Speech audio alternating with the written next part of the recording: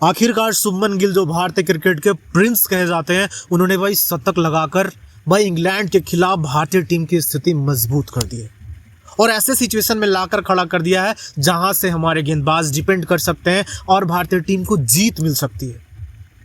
पर सवाल ये उठता है कि भारतीय क्रिकेट का ये सितारा भाई 11 पारियों से नाकाम था, जिसके बाद भारतीय क्रिकेट के कई एक्सपर्ट्स, कई फैंस इनके खिलाफ अनाप शनाप कहे जा रहे थे। कई एक्सपर्ट्स का मानना यह था कि अब शुभमन गिल से आगे देखने की ज़रूरत है, क्योंकि शुभमन गिल की तकनीक के बारे में भी कुछ एक्सपर्ट्स ने राय दी थी कि अगर ये तकनीक नहीं सुधारते हैं तो इसी तरह से, जिस तरह से वो 11 पारियों में नाकाम रहे हैं, इसी तरह से उन्हें नाकामयाबी हासिल होगी। उन्हें कुछ ना कुछ अपने तकनीक में सुधार करने की ज़रूरत है।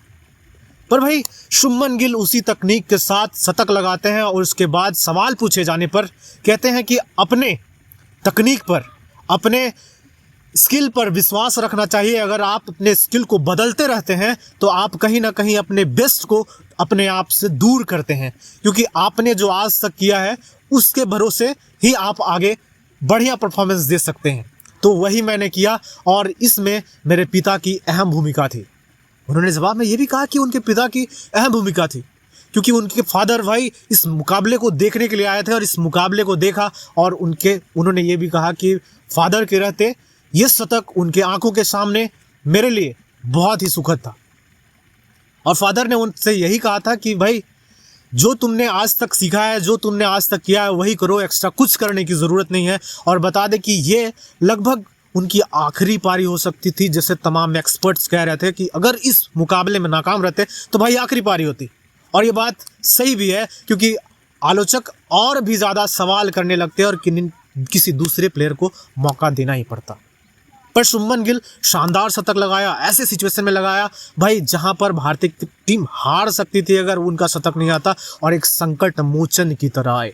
पहले दिन यशस्वी जायसवाल का शानदार परफॉर्मेंस, दूसरे दिन जसप्रीत बुमराह का कहर इंग्लैंड के टीम को झकझोर के रखा, और तीसरे दिन शुभमन गिल ने एक संकट मोचन की तरह आए और भाई टीम इंडिया को एक जीत की राह पर छोड़ा है।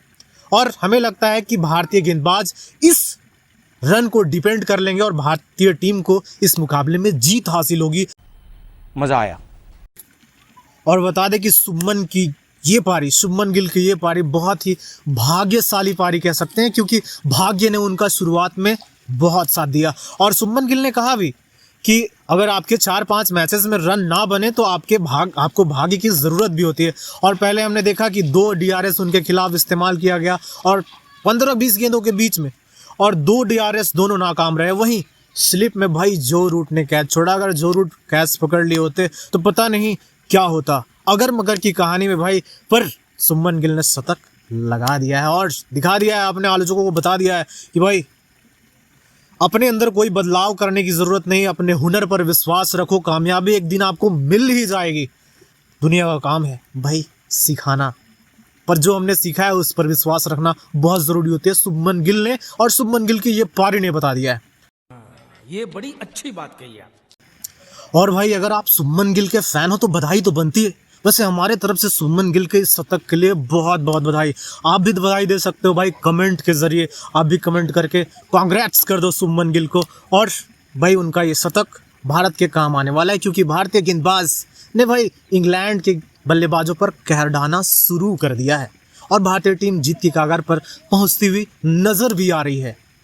और ये वीडियो आपको कैसा लगा आप कमेंट करके ज़रूर बताइएगा। और हमारे चैनल पर भाई नए हो सब्सक्राइब कर लो यार, क्योंकि सब्सक्राइब करने में कुछ भी नहीं जाता है। धन्यवाद।